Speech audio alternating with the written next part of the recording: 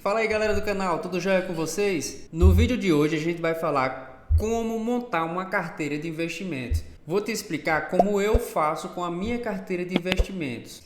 Então fica aqui comigo nesse vídeo que você vai aprender um pouco mais sobre como eu aplico meu dinheiro nos investimentos. Basicamente eu aplico meu dinheiro em três classes de ativo: na renda fixa, fundos imobiliários e nas ações. Muito se fala no mercado no seguinte: olhe, antes de você começar a investir, você precisa criar a sua reserva de emergência. Galera, beleza. Até então, eu também era dessa de criar a reserva de emergência antes de investir. Mas agora eu tenho um pensamento um pouco diferente. Daqui que você consiga fazer a sua reserva de emergência, vai demorar para você também iniciar nos investimentos. Você precisa, juntamente com os investimentos, também deixar uma parte guardada do seu dinheiro para fazer a sua reserva de emergência. Mas afinal, o que é essa reserva de emergência? É aquele dinheiro que vai suprir as suas necessidades básicas como aluguel, comida, energia e tal, e que você precisa ter guardado para um período em que, caso você seja demitido, se for CLT, você não passe por aperto. E se você for autônomo, a intenção é que você tenha um valor maior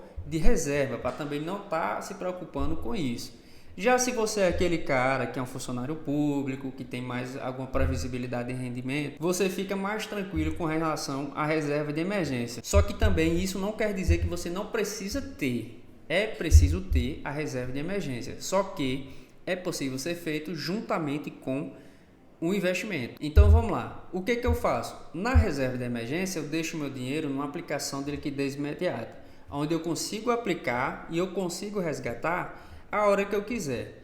E a gente tem alguns exemplos de aplicações que podem ser feitas. Uma das principais aplicações de reserva de emergência e que pode te trazer também facilidade é a conta digital do Itaú. Você aplica no IT, né, que tem 100% de rentabilidade do CDI. Você pode aplicar no RDB do Nubank, colocando o seu dinheiro lá nas caixinhas também. Existe também o Banco Inter, que você tem que colocar lá no porquinho do Inter, que também vai render 100% do CDI. Também tem um fundo de renda simples, né, da XP e da Rigo, que também você pode estar deixando dinheiro lá. Então essas aplicações são aplicações que você pode estar deixando sua reserva de emergência, a sua parte da renda fixa. A grande maioria da população brasileira precisa de um dinheiro de forma imediata. Ela só não sabe quando, mas ela sempre vai precisar. Então por isso que eu gosto de aplicar 50% do meu dinheiro na renda fixa. Eu deixo lá ele aplicado e a hora que eu preciso eu tenho ele de fácil acesso e consigo utilizar da melhor forma possível. Mas antes de partir para o resto do vídeo, já vou te pedindo logo, faz um favor aí para mim, se inscreve aqui no canal, deixa teu curtir, compartilha esse conteúdo para chegar para mais pessoas.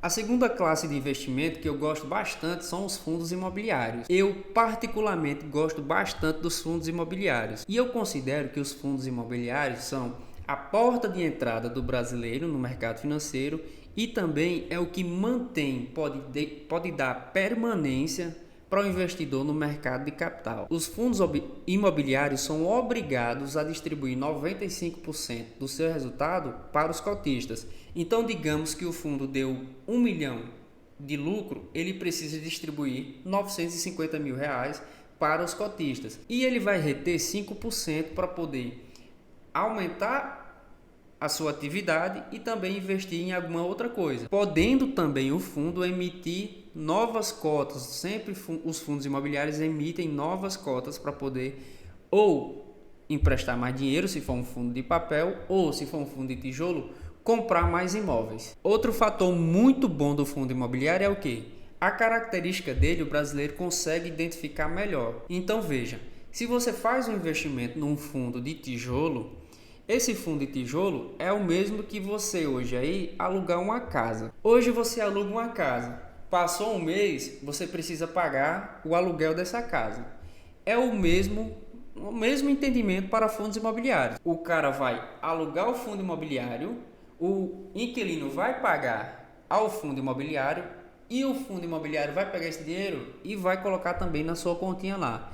É como se você estivesse recebendo uma parte do aluguel na sua conta. É a forma mais simples do investidor iniciante entender como é que o mercado de capitais funciona quando vai distribuir algum valor. Aí dentro dessa parte de fundos imobiliários, nós temos duas classes. Nós temos os fundos de papel e os fundos de tijolos. Nos fundos de papéis, basicamente ele vai comprar a dívida de outra empresa. E esse eu considero mais arriscado, porque quando um fundo imobiliário emite uma dívida, ele está sujeito ao seu credor não pagar essa dívida, fazendo com que o fundo não receba o dinheiro e pode também até ter um impacto em relação à cota. Então a gente tem aí que hoje tiveram muitas pessoas que apenas pela ganância comprou o fundo imobiliário, por exemplo, o HCTR11, e não analisou o que tinha dentro do fundo. O fundo teve uma desvalorização absurda, fazendo com que os rendimentos caíssem bastante e o valor da cota caísse bastante. E esse valor da cota é uma perda de capital permanente, o que você precisa estar a todo momento tentando evitar. Agora, eu também não estou dizendo que fundos de papel é ruim. Eu estou dizendo que é preciso ter mais calma para poder você analisar o fundo imobiliário e assim investir nele. Existem fundos de papel muito bons. Eu tenho um fundo de papel na minha carteira. Já em relação aos fundos de tijolos, ele é mais simples de entender, porque o fundo de tijolo, na verdade, ele investe em alguns segmentos. São eles: shoppings, logística, laje corporativa, renda urbana. Aí você entenda a renda urbana como se fosse aquelas lojas de centro da cidade, aquela pernambucana. Tem alguns imóveis do Grupo Mateus que são alugados também. Tem algumas operações que é mais ali no centro, né? Que aí você consegue entender como sendo uma renda urbana. Eu particularmente gosto mais de dois. Eu gosto mais da renda urbana e de logística.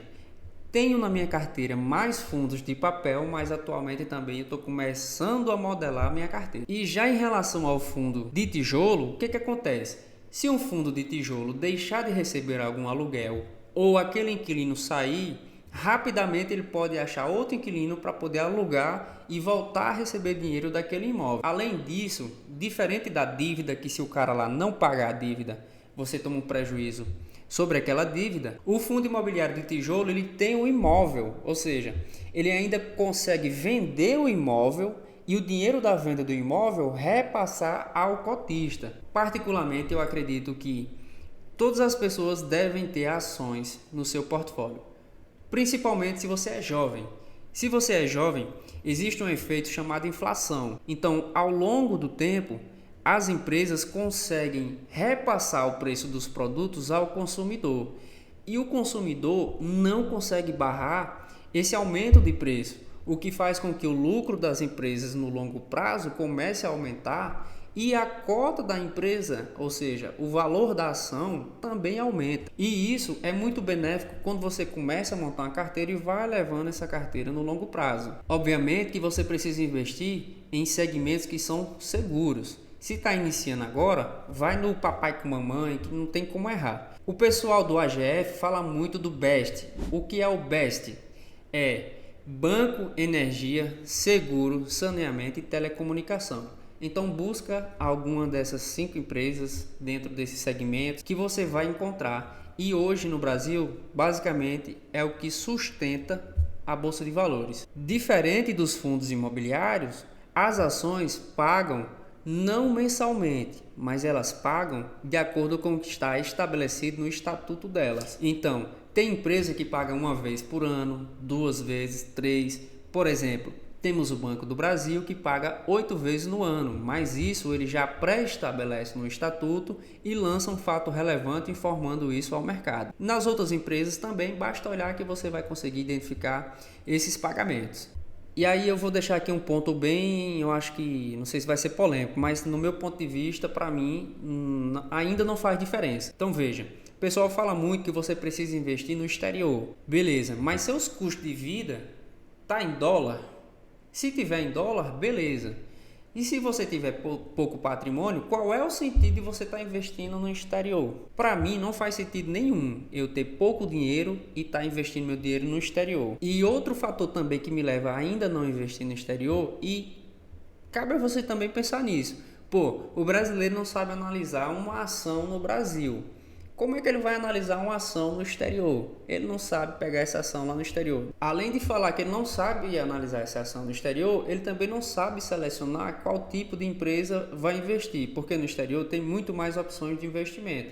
Só que também ele tem muito pouco manejo de como analisar uma ação no Brasil, quem dirá no exterior. Obviamente que não desmerecendo ninguém, mas se você começar a estudar, aí sim você vai ter ali o poder de análise e tudo mais. Mas a princípio não é o que acontece.